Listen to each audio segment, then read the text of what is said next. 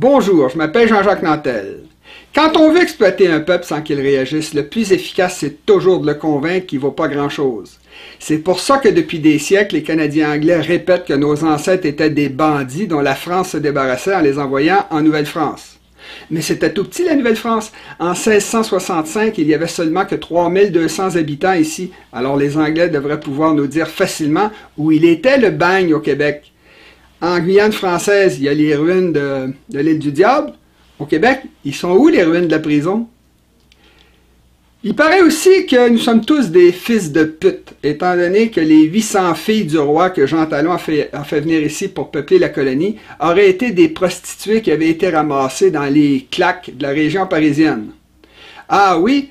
Eh bien, si c'est vrai tout ça, un véritable miracle s'est produit en Nouvelle-France, étant donné que dès leur arrivée ici, ce ramassé de prostituées et d'assassins se sont transformés en bons catholiques obéissants qui faisaient 14 enfants par famille. Parce que je rappelle que c'est au début de la colonie que notre taux de natalité a été un des plus élevés de toute notre histoire. Vérifiez, c'est dans la bibliographie. D'ordinaire, quand on met ensemble des putains et des assassins, c'est pas ça qu'ils font. On nous dit aussi que les Québécois sont des dégénérés parce qu'au Lac-Saint-Jean, par exemple, il y a plusieurs maladies héréditaires qui existent à cause du trop grand nombre de mariages consanguins qu'il y aurait eu dans le passé. Ce que nos ennemis oublient de dire dans ce temps-là, c'est qu'à cause de la même consanguinité, il y a beaucoup de maladies héréditaires qui sont complètement absentes de la région. Autre chose. Pendant longtemps, nos ancêtres se sont fait dire par des anglophones qui ne parlaient qu'une langue qu'ils étaient des ignorants et des imbéciles parce qu'ils comprenaient mal les ordres qu'on leur donnait en anglais. Le Canada, en passant, c'est le seul pays au monde où le français n'est pas une langue chic, mais une langue de pauvres et de perdants. On serait aussi un peuple de lâches parce qu'au cours des 2 guerres mondiales, on a été contre la conscription. Eh bien, c'est le même peuple de peureux qui, avant 1760, alors qu'ils étaient moins de 70 000, terrorisait le 1,5 million d'habitants de la Nouvelle-Angleterre. Et ces gens-là ont eu besoin de l'aide de l'Angleterre pour nous vaincre, finalement. En plus de nous insulter verbalement, nos envahisseurs n'ont jamais raté une occasion de nous rappeler, des monuments ou autrement, qu'on était un peuple de conquis. Par exemple, on trouve sur la place Jacques-Cartier à Montréal une statue d'Horatio Nelson, le vainqueur britannique des Français, qui n'a absolument rien à voir avec notre histoire. Les plaines d'Abraham ont été transformées par le fédéral en parc des champs de bataille, pour que les Québécois n'oublient jamais qu'ils sont des vaincus. Il y a des statues de la reine Victoria, au Square Victoria et à l'université McGill à Montréal.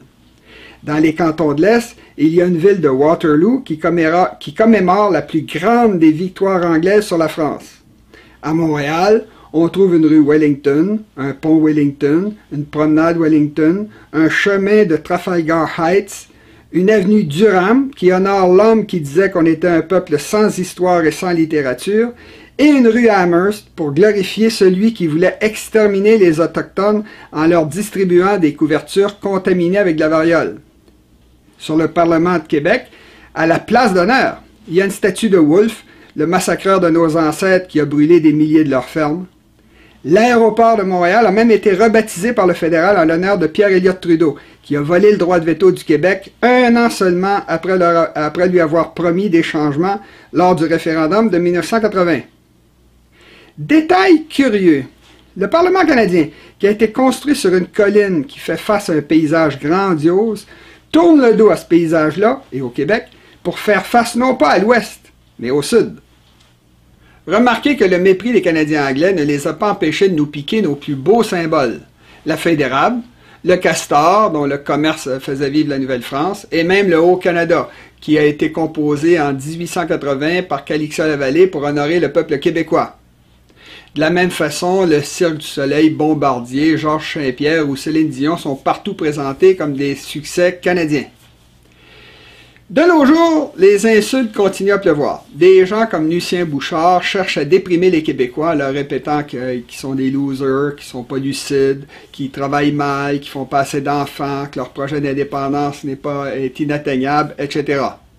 D'autres, comme Justin Trudeau ou Valérie Plante, ont importé de l'étranger des crimes, des accusations de racisme et des sentiments de culpabilité qui vont avec l'idéologie américaine, leur attitude politique qui n'a absolument rien à voir avec notre culture. Ici, tout est basé sur la langue et non pas sur la race. Si ces gens-là font ça, c'est bien sûr parce qu'ils veulent que les Québécois se sentent coupables d'avoir la peau blanche et qu'ils commencent à s'excuser de crimes qu'ils n'ont pas commis. Cette étrange résurrection du péché originel catholique est bien sûr du racisme à l'état pur.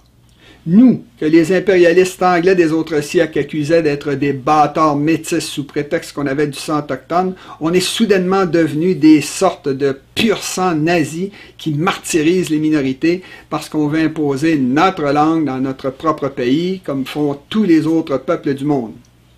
C'est rendu qu'on se fait regarder de haut par les Anglais dont les ancêtres ont commis toutes sortes de crimes aux quatre coins du monde pendant des siècles.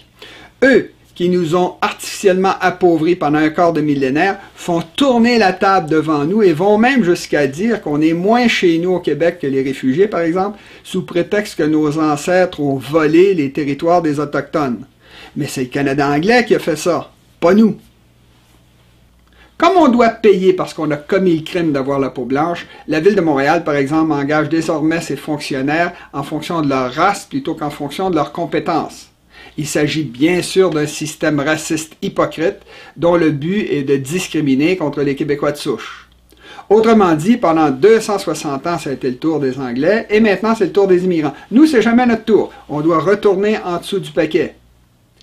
Si les indépendantistes veulent gagner un jour, ils doivent absolument reprendre le contrôle du discours moral au Québec et ne plus se laisser insulter sans réagir. Nous devons absolument nous opposer fermement au grave désordre moral, intellectuel et philosophique que représente l'idéologie moderne de la rectitude politique qui a tellement dégénéré que c'est devenu du racisme anti-blanc. Le but de toute l'humanité sur une planète qui est en train de mourir de pollution, ça doit être de respecter chaque individu pour ce qu'il est. Et il faut arrêter de vouloir détruire des peuples sous prétexte qu'ils ont la peau blanche ou parce qu'ils veulent devenir indépendants. Si nous continuons à nous insulter, à nous nuire et à nous entre-détruire sur une petite planète aussi fragile que la nôtre, alors l'humanité n'a aucun avenir. À la prochaine.